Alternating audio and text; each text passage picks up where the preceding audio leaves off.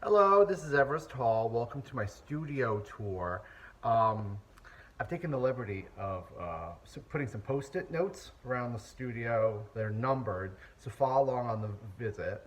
And you can get to me on Instagram, Everest Hall, hashtag studio tour, and on YouTube, Everest Hall Studio Tour. Thank you very much and enjoy. 15 Fingers is an idea I had in December. It came to me in a flash of a collaborative team where there's three people that are working together. They don't necessarily know each other, but I'm organizing this chance happening. So each panel is mailed out or hand delivered to a particular artist. One person starts it, and then it's sent to another person, and they work in the middle area. And then a third person finishes it. They work in a triad. And I thought it would be a great way of experimenting, of doing a art project that didn't have any one person attached to it. And that way you were free to experiment and to play and to work with other people.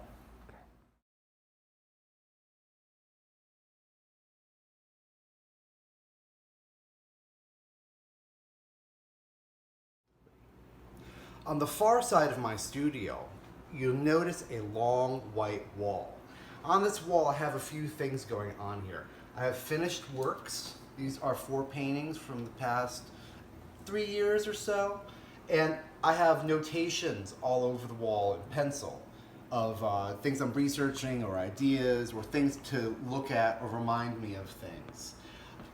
This painting right here was a painting of my grandmother.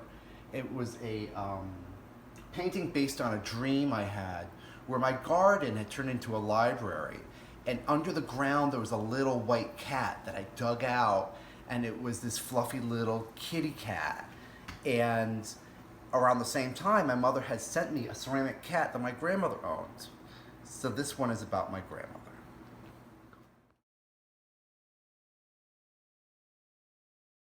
I'm embarrassed about. Okay. So this painting right here in the center of my studio is a portrait of my mother. When she was a young woman in the School of Visual Arts in New York City, the Fame School, she did a self-portrait of herself as this big imperial goddess, kind of like her projected future self. And it always kind of stuck with me as this like important childhood memory and image. And I began to think of my mother in her past life as an Atlantean goddess. And so this is my portrait of that woman that my mother was painting towards.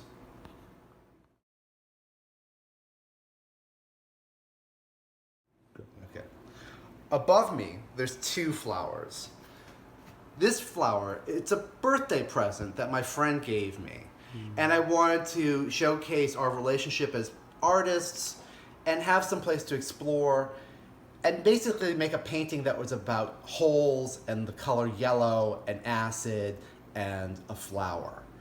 This one is what inspired the 15 Fingers.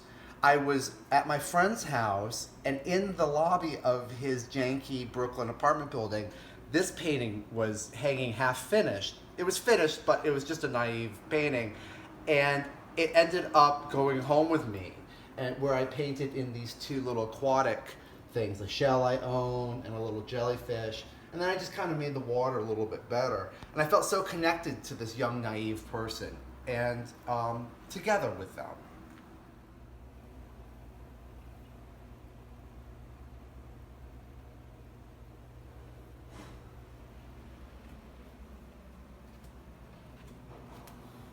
My painting area is very special to me. I like to paint in a little tiny corner where I feel protected and kind of safe. Every painting I've ever made is on this palette.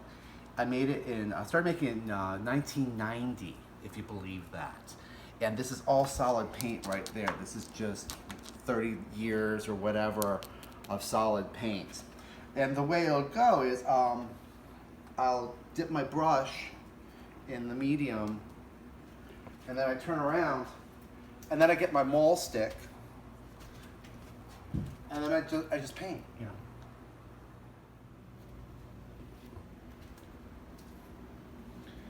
Against the long wall, you'll notice a very large painting.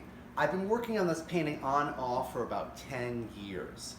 The painting is a remake of another version that was just a back of the canvas verso. And it was very much inspired by this self-portrait where I was just making little paintings of flowers from the garden as the season developed. And I really loved the feeling of it and the magic and the time and also the bit of like fairy magic.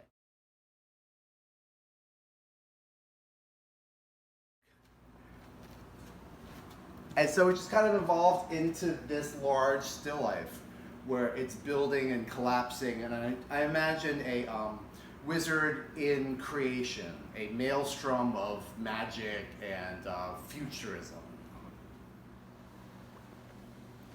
As you continue along the wall, you'll notice some large drawings. Now these drawings I did about 2 years ago, and they're very much inspired by Odeon Raidon and symbolist art. I was transitioning from one part of my life to another part of my life, and really wanted to work things out in a mythos type of way, and really create something epic out of my subconscious and what I was working myself through. The walls and ceilings, as you'll notice, are tin. The building is over 100 years old, and I'm really lucky to have this inspirational texture and history in my studio. In this architectural niche, you'll find several small works. This one is a portrait of Michael Rosnack, my partner and lover and just the most wonderful man in the entire world. I did it from memory, and I did it as a birthday present for him. This painting is about my childhood home. The leaf came from the childhood home that I grew up in when I was a baby, and the monarch butterfly was a special moment when I was a child. This has a lot of significance to me. It's a very personal painting. And the shell you will see on my work table is still there, covered in all of its waxy glory. Here you'll see another 15-finger painting. It's here because it looks great with the drawings and the other works. It's also more sculptural, and I love the way it sits on this ledge.